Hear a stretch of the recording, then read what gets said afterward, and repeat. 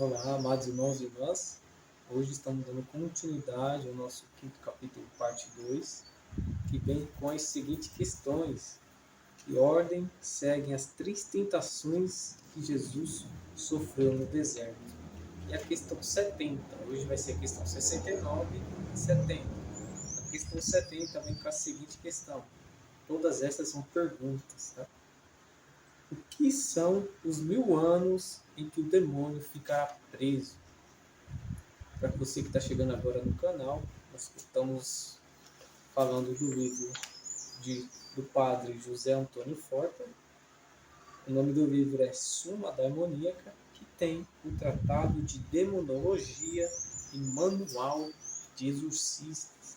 Então é um livro que o padre José Antônio Forta, ali durante as sessões de exorcismo, fez perguntas às pessoas possessas, aos demônios que ali estavam, e ali eles responderam. Então, aqui nesse livro tem revelações que alguns demônios fizeram, e também de extrema importância para nós cristãos, para nós católicos, porque são coisas que não passam na igreja, e são assuntos que nós devemos correr atrás para fortalecer a nossa espiritualidade e saber o que enfrentamos. Então, estamos unidos em nome do Pai, do Filho e do Espírito Santo. Amém. São Miguel Arcanjo, defendendo-nos do combate, sede o nosso refúgio contra as maldades e as ciladas do demônio. Ordene-lhe de Deus, instantemente pedimos. E a vós, príncipe da milícia celeste, pelas virtudes divinas, precipitai o inferno a Satanás e a todos os espíritos malignos que andam pelo mundo para perderem as almas. Amém. Então, hoje, quinto capítulo, parte 2, questão 69, 70. Iniciemos então com a questão 69, que vem com a seguinte pergunta: que ordem segue as três tentações que Jesus sofreu no deserto? Todo mundo conhece as tentações que Satanás fez Jesus padecer no deserto: a tentação do pão, dos reinos e de ser reconhecido. Agora, porque ele lhe fez, tenta para que eu adore, quando não conseguiu sequer que aceitasse a tentação que quebrasse o jejum. Porque Jesus não aceitou aquela questão, aquela sugestão que Satanás fez para ele quebrar o jejum. Porque ele aceitaria, na cabeça do demônio, porque ele aceitaria que Jesus o adorasse.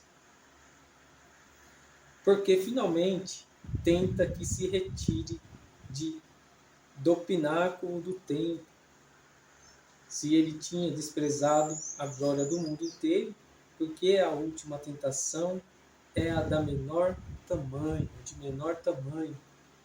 À primeira vista, pareceria lógico que a tentação começasse por um pecado maior.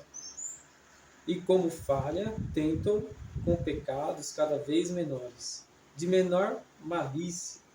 Se uma chave não se encaixa em uma fechadura, tenta-se com outra menor. Que lógica seguem essas tentações?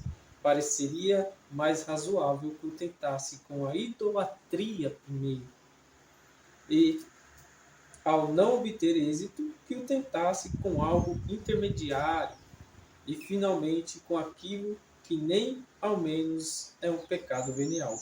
Como romper com o jejum voluntário? No entanto, essa primeira impressão de que essa seria uma sequência ilógica de tentações falsas, o ataque segue uma série de lógica mais sutil.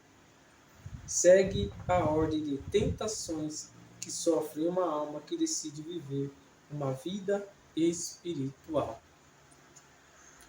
É por isso há grande simbolismo nestas três tentações.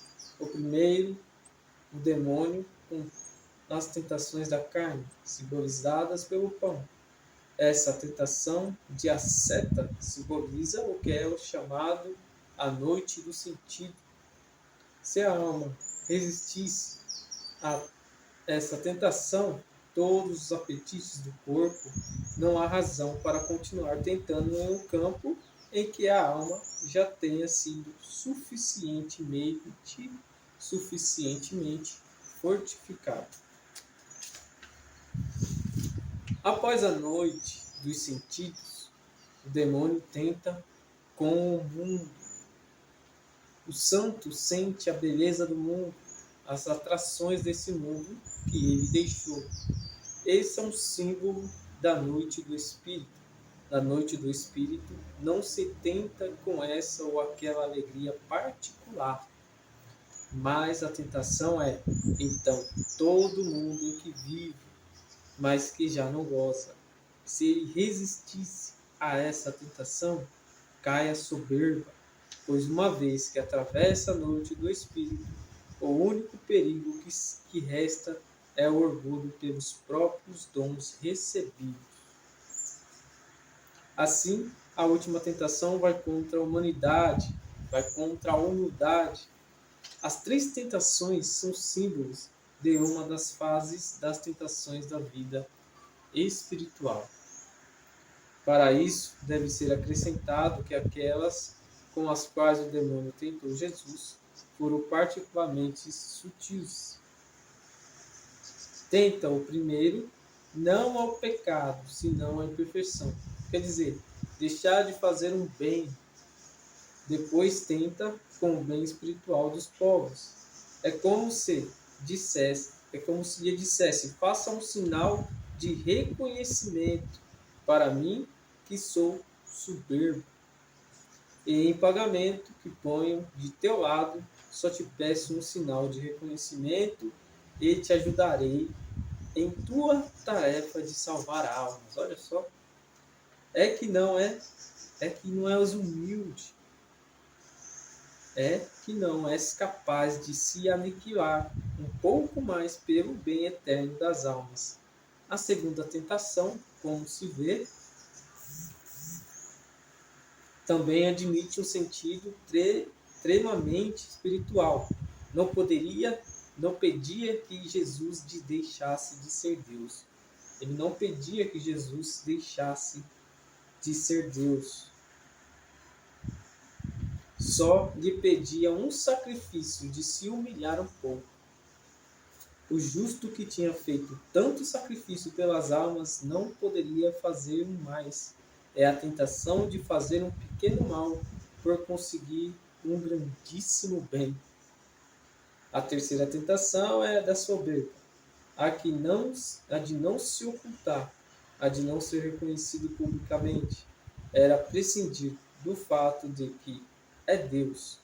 No momento em que ele determina o que engrandece os seus servidores, mais ainda que Deus determina esse momento e essa hora. Por que não adiantá-lo? Porque permanecer na escuridão quando se pode fazer tanto bem saindo à luz de modo tão grandioso e espetacular. A terceira tentação, como se vê, é a mais complexa de todas. Questão 69, ficando por aqui. Entramos na questão 70, que vem com o seguinte tema. O que são os 1000 anos em que o demônio ficará preso? E aí vem com o seguinte versículo do livro de Apocalipse. Ele apanhou o dragão, a primitiva serpente, que é o demônio e Satanás, e o acorrentou por 1000 anos. Atirou-o no abismo, que fechou e selou por cima, para que já não seduzisse as nações, até que se completassem 1000 anos. Depois disso, ele deve ser solto por um pouco tempo.